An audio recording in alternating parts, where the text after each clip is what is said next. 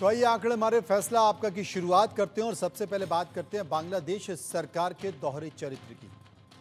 बांग्लादेश में हिंदुओं पर लगातार अत्याचार हो रहा है, जिसकी तस्वीरें हम पिछले एक हफ्ते से देख रहे हैं। कहीं मंदिरों को जलाया गया तो कहीं हिंदुओं के घरों को लूटा गया। लिहाजा ढाका से लेकर लंदन तक और ऑस्ट्रेलिया से लेकर वॉशिंगटन तक हिंदुओं के समर्थन में प्रदर्शन देखने को मिल रहे हैं। हिंदुओं पर हो रही हिंसा की तस्वीरें चीख चीख कर गवाही दे रही हैं कि बांग्लादेश में हिंदू खतरे में हैं। लेकिन बावजूद इसके बांग्लादेश सरकार इसे मानने को तैयार नहीं है। बांग्लादेश में हिंसा और नई अंतरिम सरकार बनने के बाद वहां के होम अफेयर एडवाइजर सखावत हुसैन का एक बयान आया है। उन्होंने कहा है कि भारत को बांग्लादेश के मामले में दखल देने की जरूरत नहीं है। सखावत का कहना है कि 21वीं सदी में किसी दूसरे देश के मामलों में बाहर से बैठकर दखल देना आसान नहीं रह गया है, लिहाजा बांग्लादेश को अकेला छोड़ दें। हालांकि पड़ोसी होने के नाते सखावत ने भारत से मदद की गुहार लगाई है, लेकिन बांग्लादेश के अंदरूनी मामलों में दखल न देने की बात कही है। कल हमने आपको सखावत हुसैन का वो बयान भी दिखाया जिसमें वो हिंदुओं और अल्पसंख्यकों पर हो रहे अत्याचार पर माफी मांगते हुए नजर आ रहे हैं। मगर 24 घंटे में ही बांग्लादेश सरकार का दोहरा चरित्र सामने आ गया। हिंदुओं की रक्षा करने के बजाय सखावत हुसैन ने भारत पर सख्त टिप्पणी करते हुए कहा है कि भारत अपनी संवैधानिक छवि की वो नुकसान पहुंचा रहा है और ऐसा करके भारत अपने पड़ोसियों से रिश्ते खराब कर रहा है। पहले ही भारत के अपने पड़ोसियों से रिश्ते अच्छे नहीं हैं, ऐसे में भारत का ये सब करना उसे नुकसान ही पहुंचाएगा। इन सब के बीच अब बांग्लादेश की अंतरिम सरकार के प्रमुख मोहम्मद यूनिस ने ढाका के प्रसिद्ध ढाकेश्वरी मंदिर जाकर दौरा किया, डैमेज कंट्रोल करने की कवायद शुरू की। सवाल यह है कि जब बांग्लादेश में हिंदुओं पर अत्याचार हो रहे हैं तो बांग्लादेश सरकार को नज़र क्यों नहीं आ रहा है, और अगर नज़र नहीं आ रहा है उसके बावजूद भी अगर वो अप्रत्यक्ष तौर पर भारत को धमकी दे रहा है तो इसके मायने क्या है। মসজিদে গিয়ে সারাক্ষণ নামাজ পড়েন, এটা হিসাব আপনাকেও দিতে হবে যে আপনি কেন প্রোটেক্ট করতে পারলেন না যারা আপনার কাছে প্রোটেকশন চেয়েছে। এটা আমাদের ধর্মেই আছে যে আপনি প্রোটেক্ট করবেন, বিং মেজরিটি। সেটা না করে যদি এটা করেন, এটা মৌলানা সাহেবদের জিজ্ঞেস করেন। আমি আশা করি আমার মাইনরিটি ভাইদের আমি মাপ চাই আপনাদের হাতে, মাপ। কারণ একটা বিশৃঙ্খলার মধ্যে দিয়ে আমরা এখনও যাচ্ছি।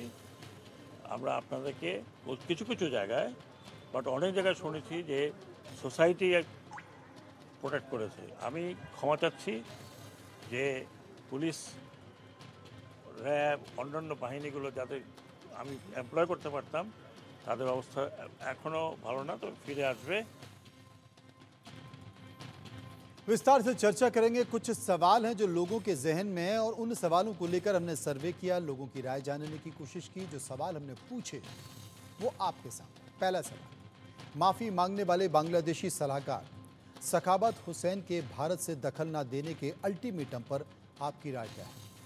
24% लोगों ने कहा बांग्लादेश की गीदड़ भभकी है, 19% लोगों ने कहा चीन पाक की कठपुतली है, 52% लोगों ने कहा अंतरिम सरकार का दोहरा रवैया है और 5% लोग इस पर कुछ भी कहना नहीं चाहते। विस्तार से चर्चा करेंगे। डॉक्टर संतेश कुमार सिंह विदेशी मामलों के जानकार, major general retire Anuj Kumar defence expert हैं।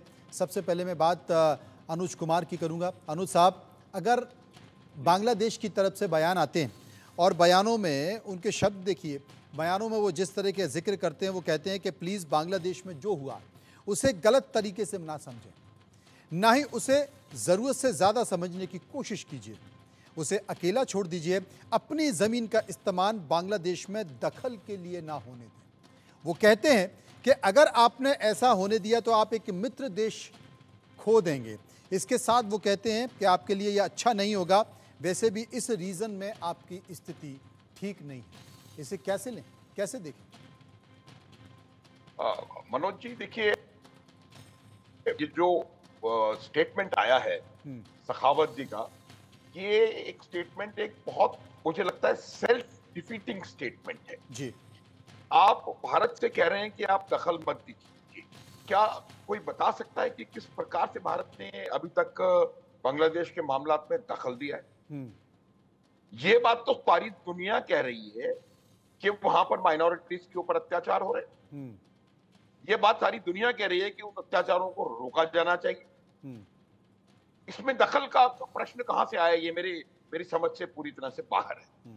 देखिए, जो पाकिस्तान और चीन का दबाव है, हालांकि आपका जो आंकड़े, आपके जो प्रतिशत हैं वो अपनी जगह है और सही होंगे, लेकिन मेरा ये मानना है कि इस जगह पर आप देखेंगे कि किस प्रकार से पाकिस्तान की आईएसआई और जमात इस्लामी, देखिए आपको मैं बताना चाहता हूं कि जमात वही संगठन है जो 1971 में जब बांग्लादेश पाकिस्तान से लड़ रहा था तब भी ये पाकिस्तान के साथ।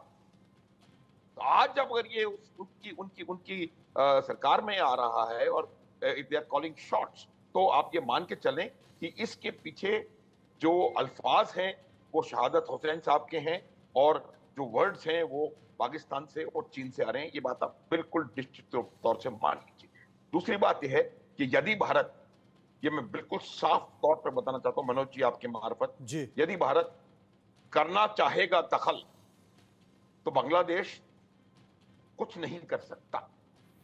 ये बड़ा संकेत दिया लेकिन ये एक मिनट ये मैं ये बता रहा हूं, लेकिन ये भारत की वो का सोच नहीं है, ये भारत का तरीका नहीं है। भारत ने पाकिस्तान तक में किसी चीज में बाहर से दखल अंदाजी करने का प्रयास नहीं किया है, क्योंकि हम इस बात में विश्वास नहीं रखते हैं।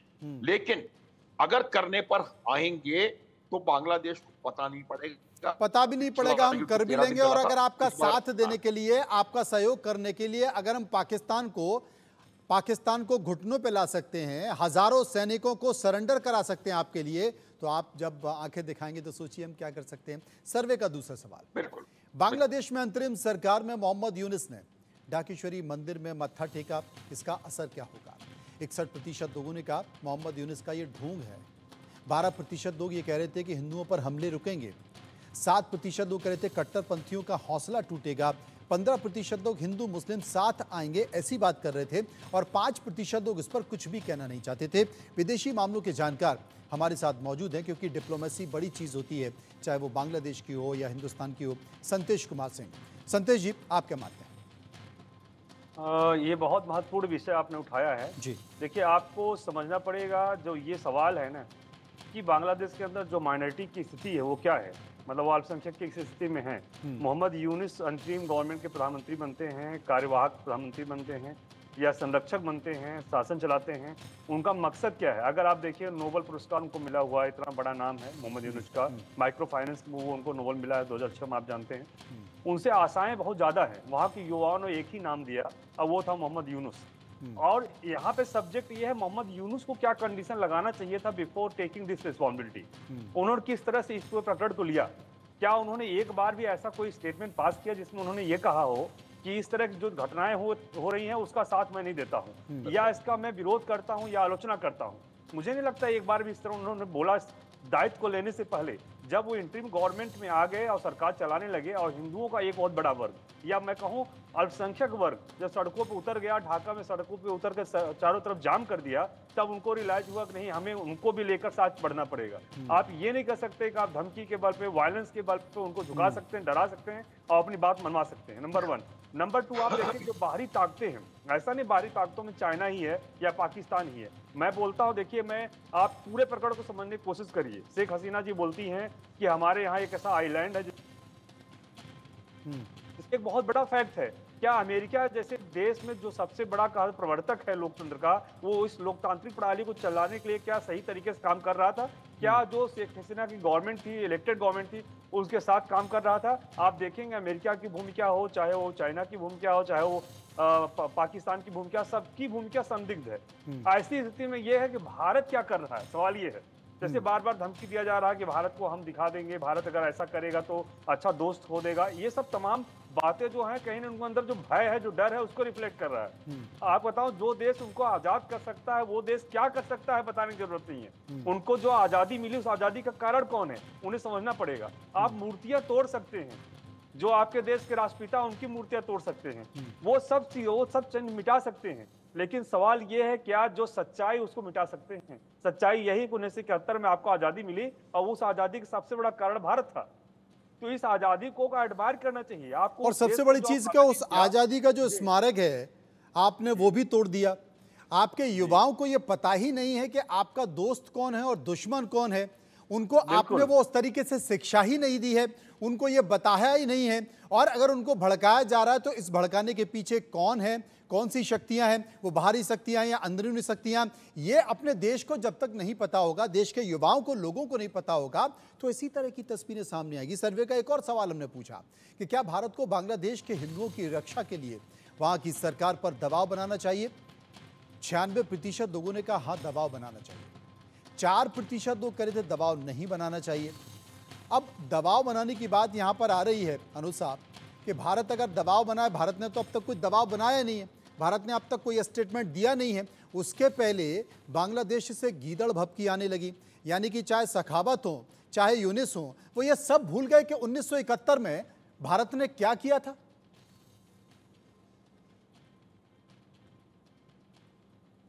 जी अनम्यूट कर लीजिए, आपकी आवाज नहीं आ रही, अनम्यूट कर लीजिए अनुज जी।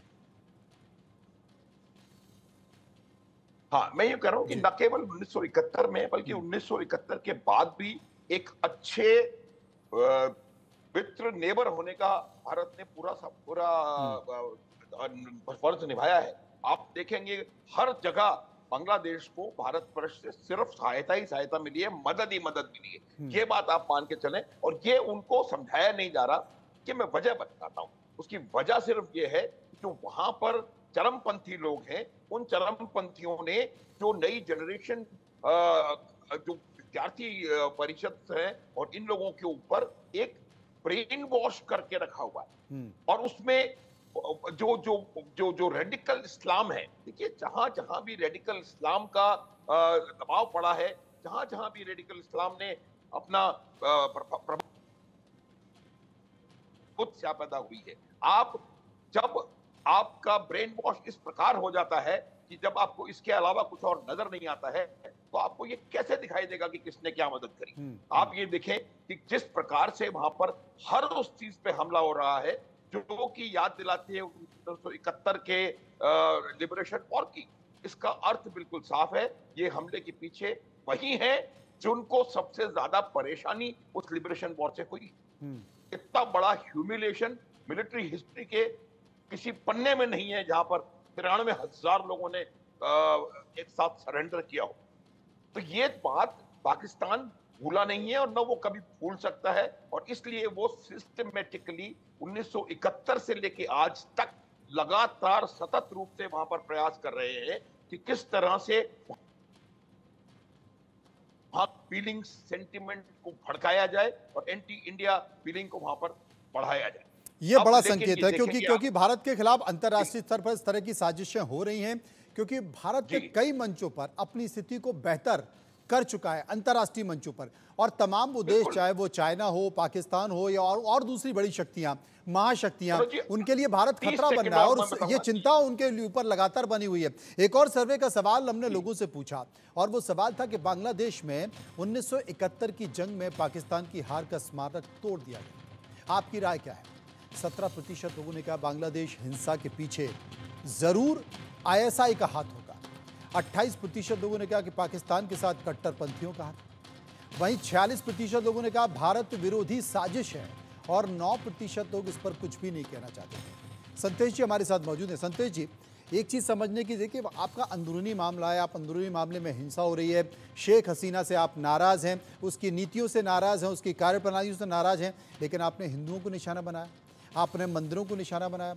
और सबसे बड़ी बात, वही स्टूडेंट संगठन, उसने एक स्मारक जो कि बांग्लादेश और भारत की दोस्ती का स्मारक, वो पाकिस्तान की हार का स्मारक, वो भारत की मुक्त वाहिनी सेना की विजय का स्मारक, उस स्मारक को अगर आपने निशाना बनाया और वहां की सेना और वहां की वर्तमान की सरकार चुप बैठी रही और उसने होने दिया, इसका संकेत साफ है कि चाइना और पाकिस्तान का हाथ, वो उस निशानी को, जिस निशानी को देखकर उसे शर्म आती है पाकिस्तान को, उस निशानी को मिटा देना चाहता है। दूसरा एक और संकट है। शेख हसीना कह रही थी कि साहब पाकिस्तान को अमेरिका को की एक डिमांड थी सेंट मार्टिन, वो मैंने उनको नहीं दिया और इसलिए ये पूरा खेल अमेरिका ने रचा है। तो पाकिस्तान में ये द्वंद्व क्या है? पाकिस्तान को अमेरिका लपेट रहा है या चाइना और पाकिस्तान लपेट रहे हैं? देखिए, मैं बहुत महत्वपूर्ण आपने सब्जेक्ट उठाया है, आपको समझना पड़ेगा। ये बहुत खूबसूरत कॉकटेल है, आप देखें, जिसमें बहुत सारी घटनाक्रम एक दूसरे से जुड़ी हुई हैं और बहुत सारे वेस्टेड इंटरेस्ट हैं जो इन्वॉल्व हैं पूरे प्रकरण में। ऐसा आप आइसोलेशन में किसी एक घटनाक्रम को नहीं देख सकते हैं। निश्चित रूप से उसमें एक चीज कॉमन है जिसको समझना पड़ेगा, वो कॉमन चीज बता रहा हूँ क्या है। भारत के खिलाफ एक साजिश रचना, जिसके कारण से पूरे क्षेत्र में ये इनस्टेबिलिटी बढ़े, डिस्टेबलाइज हो पूरा रीजन, और इस रीजन के डिस्टेबलाइजेशन का सबसे ज्यादा नुकसान किसका होगा? वो भारत होगा। जैसे बार बार प्रोजेक्ट किया जा रहा है भारत का उसके पड़ोसी देशों के साथ संबंध अच्छा नहीं है, बार बार नैरेटिव क्रिएट किया जा रहा है, जबकि ऐसा है नहीं। यथार्थ में आप देखेंगे भारत का संबंध ऑलमोस्ट, आप देखिए अभी कुछ दिनों पहले की बात मैं कर रहा हूँ, जो प्रधानमंत्री मोदी मालदीव जाते हैं तो वहाँ बहुत अच्छे से वहाँ का सौहार्दपूर्ण तरीके से स्वागत होता है और समझौता होता है, बातचीत होती है। नहीं संतेश जी, यहाँ मैं आपसे इत्तेफाक नहीं रखता हूँ। देखिए, आप म्यांमार को उठा लीजिए, पूरा चाइना के कब्जे में। आप नेपाल को देख लीजिए, नेपाल लगातार भारत विरोधी एक्टिविटी कर रहा है। हाल ही में उसने अपने नक्शा भी दिखाया और नक्शे में भारत के हिस्सों को ले लिया। आप पाकिस्तान को देख लीजिए, आप बांग्लादेश को देख लीजिए, इसके साथ साथ आप चले जाइए जितने भी आसपास के जितने भी देश हैं, वहाँ कोई वो सबके सब पाकिस्तान के हाथ में, चाइना के हाथ में खेल रहे हैं और चाइना वहाँ पर किस तरीके से घेर रहा है। आपको एक बात समझना होगा, फिर बता रहा हूं, जितना ज्यादा आप कहते हैं ना आपकी रियलिस्टिक अप्रोच अपनाएंगे अपने देश को लेके, अपने नेशनल इंटरेस्ट को लेके, तनाव जो आपके नेबरिंग कंट्रीज होते हैं ऑटोमेटिकली बढ़ने लगते हैं। भारतीय सरकार जैसे पिछले कुछ सालों में से अपनी एक यथार्थवादी नीति को लेकर आगे बढ़ रही है कि हमारे लिए हमारी राष्ट्रीय हित सर्वोपरि है, उसका नतीजा है ये सब जो आप देख रहे हैं तनाव। तो इसका मतलब ये नहीं कि हमसे दुराव हो गया, तनाव का मतलब दुराव नहीं है। अब हम आपस में बराबर लेवल पे बैठ के बात करना चाहते हैं। आप ही कहते थे बार बार कि भारत जो है हमेशा बिग ब्रदर एटीट्यूड से ग्रसित है, बड़े भाई की भूमिका में रहता है। जो भारत ने कह दिया हम बड़े भाई भूमिका में नहीं रहेंगे, अब हम बराबर की भूमिका में बैठेंगे, तो उनको समस्या हो गई, दिक्कतें होने लगी, क्योंकि उनको एड मिलता था। बराबर की भूमिका में नहीं, बराबर की भूमिका में क्या, पहले भी नेपाल बराबर की भूमिका में नहीं था, म्यांमार बराबर की भूमिका में नहीं था, बांग्लादेश बराबर की भूमिका में नहीं था, श्रीलंका बराबर की भूमिका में नहीं था। पाकिस्तान एक ऐसा देश था, क्योंकि स्वाभाविक तौर पर वो होता है ना कि पड़ोसी चिढ़ने लगता है आपसे, जब आपके पास गाड़ी हो जाती है, पैसा हो जाता है, बंगला हो जाता है, आप संपन्न हो जाते हैं, तो नफरत होने लगती है। वो वाली नफरत पाकिस्तान के साथ है। अनुज साहब मेरे साथ मौजूद हैं। अनुज साहब, आज की स्थिति में भारत के आसपास जितने भी देश हैं, वो देश स्वाभाविक तौर पर भारत के बराबर नहीं है, लेकिन उन देशों में चाइना की घुसपैठ कितनी हो गई है, पाकिस्तान की घुसपैठ कितनी हो गई है, या हमारे साथ उनके मतभेद किस स्तर पर है और इसका क्या परिणाम होगा? देखिए मनोज जी, मैं आपसे बहुत थोड़ा एग्री करूंगा। हमारे संबंध हमारे पड़ोसियों से खराब नहीं है, ये मैं बात आपको बताना चाहता हूं, क्योंकि संबंध, अगर म्यांमार में चीन का प्रभुत्व है, इसका अर्थ ये नहीं है कि म्यांमार के भारत के साथ संबंध खराब है। भारत वहां चीन का प्रभुत्व है, क्योंकि चीन अपनी स्ट्रिंग ऑफ पर्ल्स की जो स्ट्रेटजी है उसको बहुत अच्छे तरीके से उसको इम्प्लीमेंट कर रहा है, और स्ट्रिंग ऑफ पर्ल्स में वो भारत के चारों तरफ अपनी प्रेजेंस और अपना प्रभुत्व बढ़ाना चाह रहा है। और इसी वजह से उसने म्यांमार में, श्रीलंका में, मालदीव्स में, पाकिस्तान में, जिबूती में, इन तमाम जगहों पर अपना प्रभुत्व बढ़ाने का प्रयास किया है। लेकिन बावजूद उसके नेपाल के साथ हमारे संबंध खराब नहीं है। न केवल हमारे संबंध आज की तारीख में मालदीव से भी लगातार सुधर रहे हैं, क्योंकि आप देखिए, एक बात हमारे पड़ोसी राष्ट्र भी समझते हैं कि भूगोल एक ऐसी चीज है जिसको कि बदला नहीं जा सकता। और बांग्लादेश इस बात को जानता है, वो तीन तरफ से भारत से घिरा हुआ है और चौथी तरफ से भारत के समंदर से घिरा हुआ है, तो कहां जाए? आप आज देखें पाकिस्तान की समस्या क्या है। पाकिस्तान का कहीं कोई प्रभुत्व नहीं है, वो सिर्फ और सिर्फ कोई वहां पर गलत काम करवा सकते हैं, अदरवाइज वो खुद। और पाकिस्तान का इस्तेमाल हो रहा है, पहले अमेरिका उसका इस्तेमाल करता था, अब चाइना उसका इस्तेमाल कर रहा है, वो इस्तेमाल होने के चक्कर में बर्बाद होता चला जा रहा है। समय का अभाव है, शुक्रिया करना चाहूंगा संतेश जी का, शुक्रिया करना चाहूंगा अनुज साहब का। विस्तार से हमने चर्चा की, बहुत महत्वपूर्ण विषय था और इसके तमाम पहलुओं पर चर्चा करना भी जरूरी थी। आगे बढ़ते हैं और बात कर लेते हैं एक और विषय की, और वो विषय है देश के नौनिहालों से जुड़ा हुआ। देखिए आप